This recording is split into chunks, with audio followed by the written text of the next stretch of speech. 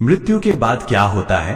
क्या आत्मा सीधा स्वर्ग या नरक चली जाती है, या उसे ऐसे भयानक और रहस्यमयी लोकों से गुजरना पड़ता है जहां हर कदम पर उसके कर्मों का हिसाब लिया जाता है?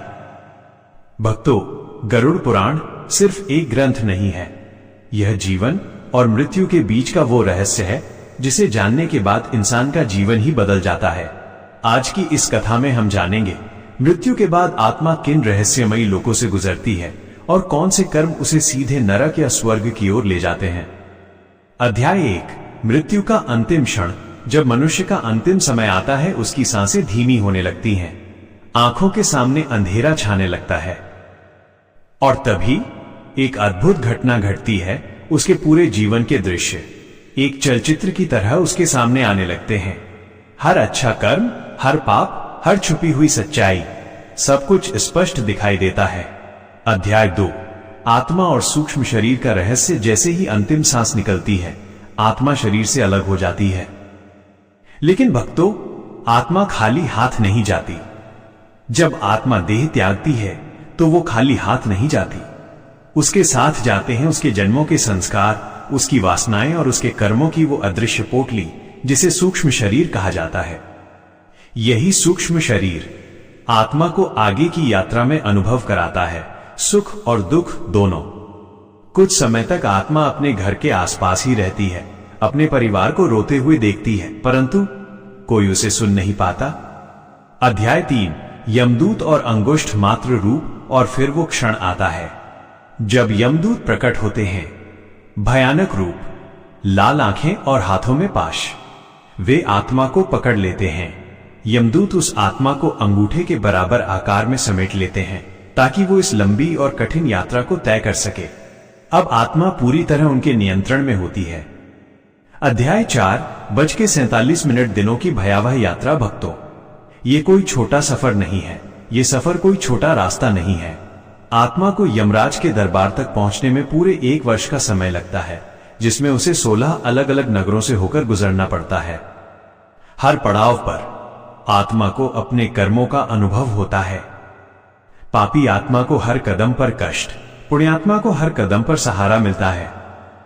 अध्याय 5, मन को झकझोर देने वाला प्रश्न। जरा सोचिए, उस अंधेरे रास्ते पर जब न आपके मित्र होंगे न आपका धन, तब केवल आपके कर्म ही आपके साथ चलेंगे। क्या आपने आज कोई ऐसा कर्म किया है जो उस रास्ते पर आपका साथ दे सके? अध्याय 6, वैतरणी नदी का रहस्य। सबसे भयानक पड़ाव आता है वैतरणी नदी। इसमें पानी नहीं, खौलता हुआ खून और मवाद होता है। भयानक जीव आत्माओं को नोचते हैं।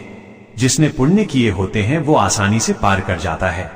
शास्त्र कहते हैं कि जिसने जीवन में निस्वार्थ भाव से गौ सेवा या दान किया है, उसे वैतरणी पार करने के लिए एक दिव्य नौका मिलती है। लेकिन जिसने पाप किए होते हैं वो तड़पता रहता है। अध्याय 7, धनराज सेठ की सच्चाई। मुख्य कथा। भक्तों, अब मैं आपको एक ऐसी कथा सुनाता हूं जो इस सत्य को हृदय तक पहुंचा देगी। ये कहानी है धनराज सेठ की। उसके पास महल जैसी कोठरी थी, तिजोरियां सोने से भरी थी, लेकिन उसका मन लोभ और अहंकार के अंधेरे में डूबा था।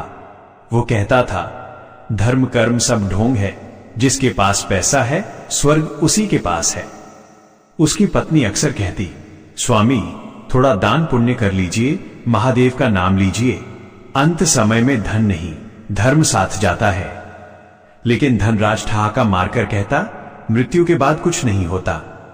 काल का प्रहार। एक दिन जब वो सोने के सिक्के गिन रहा था, अचानक उसके सीने में भयानक दर्द उठा और कुछ ही क्षणों में उसकी मृत्यु हो गई। आत्मा का सत्य जैसे ही उसकी आत्मा बाहर निकली, वो चिल्लाया, मैं यहां हूं, लेकिन कोई उसे सुन नहीं पाया। तभी उसे समझ आया, अब सब खत्म हो चुका है। यमदूतों का भय। अचानक कमरे का तापमान गिर गया। 2 भयानक यमदूत प्रकट हुए। उन्होंने उसे पाश में बांध लिया और खींचते हुए ले जाने लगे। वैतरणी का कष्ट। जब वो वैतरणी नदी पहुंचा तो उसकी आत्मा कांप उठी। खून, मवाद और भयानक जीव। वो चिल्लाया, मुझे बचाओ। फिर उसे याद आया, वैतरणी के किनारे पहुंचकर उसे याद आया कि उसने कभी दान नहीं किया। कोई नौका नहीं आई, कोई सहारा नहीं मिला, उसे वही भोगना पड़ा जो उसने किया था। अध्याय 8 महाकाल का न्याय। आखिरकार वो यमराज के सामने पहुंचा। चित्रगुप्त ने उसका खाता खोला। पुण्य 0 पाप पहाड़। यमराज बोले, अब तेरा स्थान नरक में है। अध्याय 9 महादेव का रहस्य। भक्तों, यमराज का न्याय अंतिम है, लेकिन महादेव की भक्ति वो कवच है जो आत्मा को अज्ञान के अंधेरे से बचाती है। जो जीवन भर ओम नमः शिवाय का जाप करता है, उसके लिए मृत्यु भी एक द्वार बन जाती है। अंतिम संदेश, मृत्यु के बाद कोई नया निर्णय नहीं होता, जो हमने किया है वही हमें मिलता है। इसलिए आज से ही अपने कर्म सुधारें और महादेव को अपने जीवन में लाएं। भक्तों, अगले भाग में हम जानेंगे नरक के 28 प्रकार कौन कौन से हैं और कौन सा पाप आपको किस भयानक नरक में ले जाता है।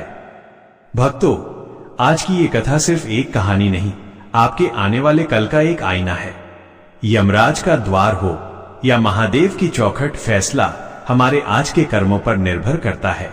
अपने आप से पूछिए, अगर आज मेरा आखिरी दिन हो तो क्या मैं महादेव के सामने सिर उठाकर खड़ा हो सकूंगा?